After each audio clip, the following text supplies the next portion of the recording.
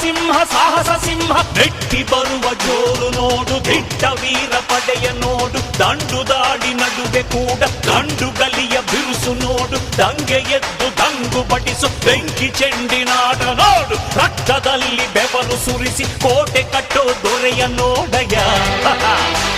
ಇವನಿದ್ದ ಕಡೆಯಲ್ಲೆಲ್ಲ ಘೋರ ಸಿಂಹ ಗರ್ಜನೆ, ಅದು ಯಾರು ಬಂದರು ಕೊನೆಯಾಗದು ಸಿಂಹ ಗರ್ಜನೆ.